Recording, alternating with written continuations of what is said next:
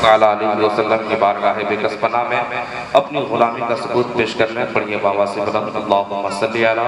سیدنا مولانا محمد بارک وسلم صلی اللہ علیہ وسلم علیہ یا رسول اللہ صلی اللہ تعالیٰ علیہ وسلم۔ عزیزان ملت اسلامیہ، زیادہ دیر کے لیے میں آپ کے روبرو حاضر نہیں ہوا ہوں، تھوڑی دیر حاضری کی غرض سے میں آ گیا ہوں، اس لیے کہ حضرت مولانا خورشید رضا نعمانی صاحب کا حکم ہوا تھا، اس لیے حاضری کے لیے آ گیا، ورنہ ابھی تو اس سے بھی پروگرام کا ماحول چل رہا ہے، سارے لوگ تھکے ہوئے ہیں اور سامعین حضرات بھی تھکے ہوئے ہیں، وہ لوگ بھی کھانا کھا کے سب کوئی جا چکے ہیں، بس تھوڑی دیر کے لیے آ گیا ہوں، بس حاضری کی غرض سے بس تھوڑی دیر 5 سے 10 منٹ میری گفتگو ہوگی، اس کے بعد پروگرام کو ختم کر دیا جائے گا۔ میں نے قرآن مقدس کی سورہ والضحیٰ کی ایک آیت کریمہ تلاوت کرنے کا شرف حاصل کیا۔ اللہ رب العزت اپنے کلام مقدس میں ارشاد فرماتا ہے وَأَمَّا بِنِعْمَتِ رَبِّكَ فَحَدِّثْ، اپنے رب کی نعمت کا خوب چرچا کرو۔ آپ سب کو معلوم ہے کہ یہ مہینہ ربیع الاول شریف کا مہینہ ہے، جشن آمد رسول کا مہینہ ہے، اور اس مہینے کو ہم بہت ہی حرص و الاس کے ساتھ کافی اچھے طریقے سے ہم لوگ جشن عید میلاد النبی صلی اللہ علیہ وسلم مناتے ہیں، جلوس محمدی نکالتے ہیں، اپنے گھروں کو سجاتے ہیں، اپنے گھروں میں جھنڈے لگاتے ہیں۔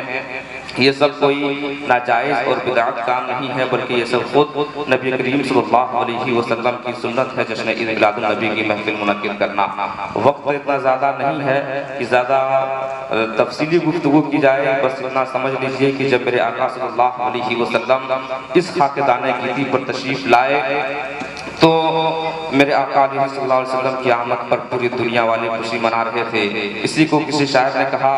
کہ نثار تیری چہل پہل پر ہزاروں عیدیں ربیع الاول، نثار تیری چہل پہل پر ہزاروں عیدیں ربیع الاول، سوائے ابلیس کے جہاں میں سبھی تو خوشیاں منا رہے ہیں، سوائے ابلیس کے جہاں میں سبھی تو خوشیاں منا رہے ہیں۔ اور اعلیٰ حضرت عظیم البرکت مجدد دین و ملت سیدی سندی امام احمد رضا خان فاضل بریلوی ارشاد فرماتے ہیں کہ حشر تک ڈالیں گے ہم پیدائش مولا کی دھوم، حشر تک ڈالیں گے ہم پیدائش مولا کی دھوم، مثل فارس نجد کے قلعے گراتے جائیں گے اور خاک ہو جائے عدو چل کر مگر ہم تو رضا، دم میں جب تک دم ہے ذکر ان کا سناتے جائیں گے، دم میں جب تک دم ہے ذکر ان کا سناتے جائیں گے۔ عزیزان ملت اسلامیہ، محفل میلاد پاک منعقد کرنا، حضور علیہ السلام کی میلاد بیان کرنا، یہ خود میرے مصطفیٰ کریم علیہ السلام کی سنت ہے، جیسا کہ مسلم شریف کی حدیث پاک ہے ان ابی قتادۃ الانصاری رضی اللہ عنہ ان رسول اللہ صلی اللہ علیہ وسلم سئل عن صوم یوم الاثنین قال ذاک یوم ولدت فیہ او بعثت او انزل علی فیہ۔ حضرت ابو قتادہ رضی اللہ تعالیٰ عنہ سے روایت ہے کہ نبی کریم علیہ السلام سے پیر کے دن یعنی سوموار کے دن روزہ رکھنے کے بارے میں جب سوال کیا گیا، پوچھا گیا، آقا علیہ السلام ارشاد فرماتے ہیں اسی دن میں مبعوث ہوا ہوں، اسی دن میری پیدائش ہوئی ہے اور اسی دن مجھ پر وحی نازل کیا گیا ہے۔ تو عزیزان ملت اسلامیہ، اس حدیث شریف سے پتہ کیا چلا کہ آقا علیہ السلام نے خود اپنا میلاد منایا ہے، اور میلاد پاک پر خرچ کرنا کتنے زیادہ ثواب کا کام ہے، کتنی اہمیت ہے، کتنی فضیلت ہے، آپ اقوال صحابہ سے ملاحظہ کر سکتے ہیں۔ حضرت ابو بکر صدیق جو یارگار ہیں وہ فرماتے ہیں قال ابو بکر صدیق من انفق درہما علی قراءۃ مولد النبی صلی اللہ علیہ وسلم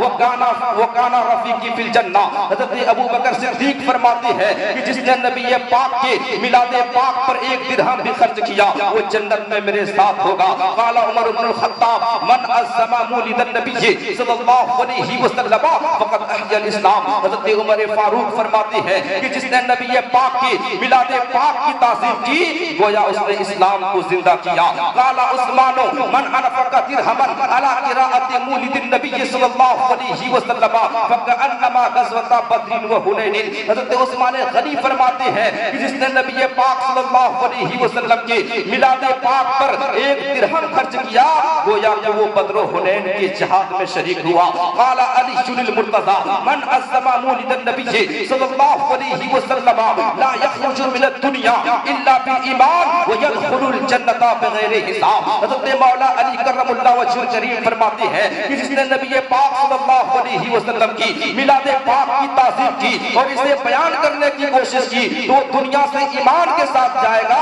اور جنت میں بغیر حساب کے داخل ہوگا. اور حضرت امام حسن بصری کیا فرماتے ہیں؟ قال حسن البصری لو کان لی مثل جبل احد ذهبا فانفقته على قراءة مولد النبی صلی اللہ علیہ وسلم. حضرت امام حسن بصری فرماتے ہیں کہ اگر میرے پاس احد پہاڑ برابر بھی سونا ہوتا تو میں نبی کریم علیہ الصلوۃ والتسلیم کے میلاد پاک پر خرچ کر دیتا. عزیزان ملت اسلامیہ،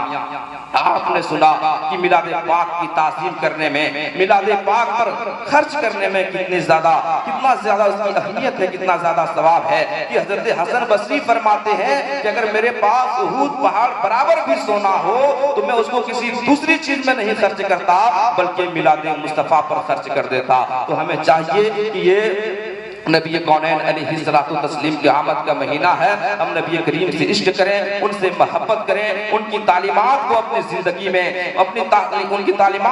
زندگی میں داخل کریں اور سب سے زیادہ نبی کریم سے محبت کریں. ڈاکٹر چہر علی نے کہا تھا ہر ابتدا سے پہلے ہر انتہا کے بعد، ہر ابتدا سے پہلے ہر انتہا کے بعد ذات نبی بلند ہے، ذات خدا کے بعد دنیا میں احترام کے قابل ہیں جتنے لوگ، میں سب کو مانتا ہوں مگر مصطفیٰ کے بعد. اور ایک شاعر نے کہا تھا اگر عشق ہو تو عشق کا مطلب سمجھ میں آئے گا، اگر عشق ہو تو عشق کا مطلب سمجھ میں آئے گا، ان کا رتبہ جاہلوں کی کب سمجھ میں آئے گا. میری مانو تو مصطفیٰ سے عشق کرنا سیکھ لو، اس میں کتنا فائدہ ہے تب سمجھ میں آئے گا. تو ہمیں چاہیے کہ ہم مصطفیٰ کریم سے محبت کریں، ان کی تعلیمات کو اپنی زندگی میں داخل کریں، سنت رسول پر خود بھی عمل کریں، اپنے بال بچوں کو بھی سنت رسول پر عمل کرنے والا بنا دیں. انشاءاللہ العزیز ہم یہاں بھی کامیاب ہوں گے، ہماری آخرت بھی کامیاب ہوگی. اب وقت زیادہ نہیں ہے کہ میں زیادہ دیر تقریر کروں. شرنی حاضر ہے اور بخاری شریف کی حدیث پاک ہے